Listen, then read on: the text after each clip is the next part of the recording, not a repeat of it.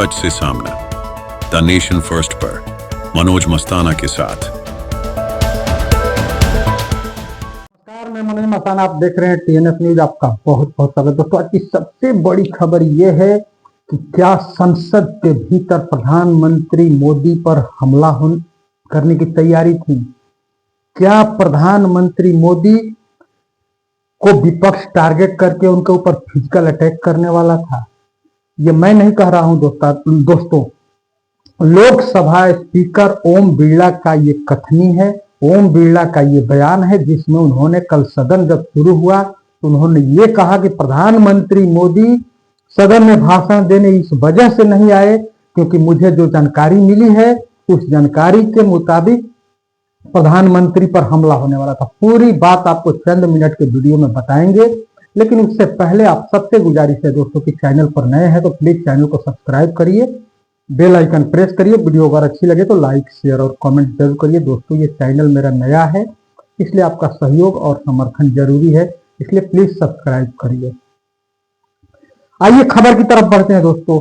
जैसा कि कहा जा रहा है कि अगर पीएम सदन में भाषण देने आए होते तो उनके ऊपर फिजिकल अटैक हुआ होता।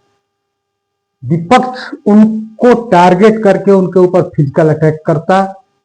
इस तरह की बातें कही जा रही है दोस्तों। 77 साल के भारत के इतिहास में, लोकतंत्र के इतिहास में ऐसा पहली बार हुआ है कि ऐसी तथ्य, ऐसी बातें, ऐसी साजिश कही जा रही है कि जो सदन के अंदर होने वाला था, जबकि सीधे सीधे विपक्ष इसको नकार रहा है।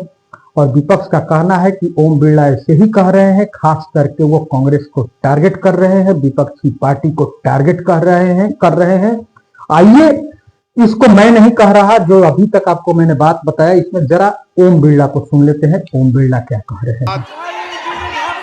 जब सदन के नेता को सम्मानीय महामहिम राष्ट्रपति के अभिभाषण पर जवाब देना था तो मेरे पास पुख्ता ऐसी जानकारी आई कि कांग्रेस पार्टी के कई सदस्य माननीय प्रधानमंत्री जी के आसन पर पहुंचकर कोई भी अप्रत्याशित घटना कर सकते थे। ये दृश्य मैंने सदन में देखा भी सही।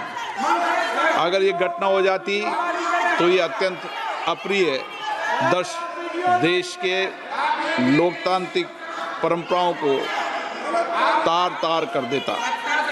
इसको टालने के लिए मैंने माननीय प्रधानमंत्री से आग्रह किया कि उन्हें सदन में नहीं आना चाहिए, और सदन के सभापति होने के नाते मेरी जिम्मेदारी बनती थी कि सदन की उच्च परंपराओं, गरिमाओं को अक्षुण्ण बनाए रखें।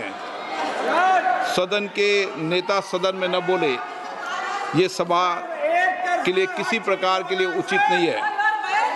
सदन के नेता ने उपस्थित न रहकर मेरे आग्रह को मानकर सदन को अप्रिय दृश्य से बचाया। मैं माननीय प्रधानमंत्री जी को इसके लिए आभार व्यक्त करता हूं कि उन्होंने मेरे सुझाव को माना। दोस्तों, ओम बिरला को आप सुन रहे थे। ओम बिरला सीधे सीधे कह रहे हैं कि मुझे जो जानकारी प्राप्त है उस जानकारी के हिसाब से प्रधानमंत्री मोदी अगर सदन में आए होते तो उनके ऊपर हमले की तैयारी थी, विपक्ष कांग्रेस उनके ऊपर हमला करता।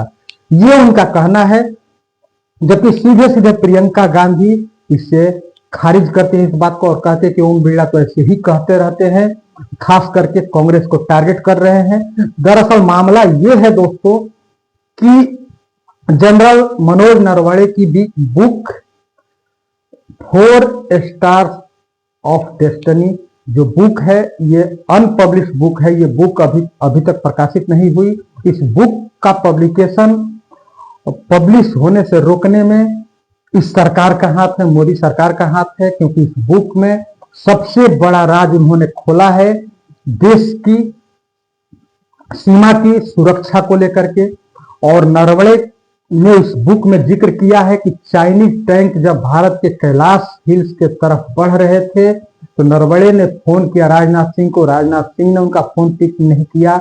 एनएसए अजीत डोभाल को फोन किया, एनएसए अजीत डोभाल ने फोन पिक नहीं किया, और 2.5 घंटे के बाद राजनाथ सिंह का फोन थल सेनाध्यक्ष के पास जाता है और कहा जाता है कि आप जो उचित समझे वो कार्रवाई करें। 2.5 घंटे जब टैंक लगातार सीमा के करीब आ रहे हों और उसमें 2.5 घंटे की देरी करके तुम सीमा के अंदर तो दाखिल हो जाएंगे और कहा जा रहा है कि आप कार्रवाई करो। इस पर सबसे बड़ा आरोप एक तरफ से प्रधानमंत्री मोदी पर लगा रहा है सीमा सुरक्षा को लेकर के कि उन्होंने कहीं ना कहीं इसमें डिले किया। यही इस बुक में जिक्र है जिसके चलते मोदी सरकार की कहीं ना कहीं बदनामी होनी है और बदनामी होने के डर से इस बुक को प्रकाशित नहीं किया करने दिया जा रहा है, ये आरोप है। और इसी बुक की 5 लाइनें राहुल गांधी सदन में बोलना चाहते थे जिससे मौजूदा सरकार की 56 इंची सरकार की 56 इंची सीना वाली सरकार की पूरी कलई खुलती, पूरा भेद खुलता, जिससे एन केन प्रकरण किसी भी तरह राहुल गांधी को सदन में बोलने नहीं देना है, ये रवैया अपनाया गया। और दोस्तों पहली बार ही 77 साल के लोकतंत्र के इतिहास में ऐसा भी हो रहा है कि इस बार सत्ता पक्ष ही सदन नहीं चलने दे रहा है। इस बार सदन नहीं चलने का जिम्मेवार विपक्ष नहीं है। इस विंटर सेशन में सत्ता पक्ष ही सदन नहीं चलने दे रहा है, क्योंकि राहुल गांधी कह रहे हैं कि मीडिया के सामने कहे, आप सुने पहले की वीडियो में दिखाया गया है, तो राहुल गांधी बोले कि मैं तो बोलूंगा और सदन के अंदर बोलूंगा, बाहर तो बोलने को मैं बोल सकता हूं लेकिन मैं सदन के अंदर बोल के रहूंगा, ये बातें मैं बोलूंगा, ये लाइनें हम पढ़ेंगे, ये राहुल गांधी ने कहा। और इसी को देखते हुए ओम बिरला एक आरोप लगाते हैं विपक्षी पार्टी पर, कांग्रेस पर, कि प्रधानमंत्री पर फिजिकल अटैक होने वाला था। और इसको अब लोग की नजर में अलग सूत्रों के हवाले से जो खबर आ रही है, तो उसमें खबर ये आ रही है कि यहां पर ये था कि ओम बिरला इस तरह का आरोप लगा दे कि विपक्ष शांत पड़ जाए और विपक्ष और प्रधानमंत्री पर इस बात का जो खुलासा करने का विपक्ष मतलब राहुल गांधी, एलओपी राहुल गांधी जो रिजिड है कि हम इसका खुलासा करेंगे, राहुल गांधी चुप हो जाए, शांत हो जाए। मुख्य बात यह है, ये कहना है विपक्षी पार्टी के नेताओं को। ये जो खबरें निकल करके आ रही है, जिसमें से प्रियंका गांधी ने तो ऑन माइक कहा कि ये ओम बिरला तो ऐसे ही कहते रहते हैं, ओम बिरला की बात को हम खारिज करते हैं, ओम बिरला कांग्रेस को बदनाम करना चाहते हैं। और अगर ऐसा होता तो ये बहुत गड़बड़ होता, क्योंकि अब तक भारत के इतिहास में इस तरह की कभी आरोप नहीं लगे हैं विपक्षी पार्टी पर या सत्ता पक्ष की पार्टी पर कि कोई हमला करने की, फिजिकल अटैक करने की तैयारी कर रहा है या अटैक होगा। ओम बिरला कहां से कहते हैं ये ओम बिरला ही जानते हैं, उनको कहां से किस तरह का इनपुट प्राप्त हुआ। जबकि वास्तविकता ये थी कि राहुल गांधी ने उस दिन कहा था कि आज मैं प्रधानमंत्री को ये बुक देने वाला हूं। कहीं से न कहीं से उस बुक को राहुल गांधी प्राप्त कर लिए। 4 stars of destiny Manoj Naravane की बुक को उन्होंने प्रति लेकर के दिखाया और कहा कि आज मैं प्रधानमंत्री को देने वाला हूं। और उसी दिन प्रधानमंत्री को सदन में आकर के भाषण देना था।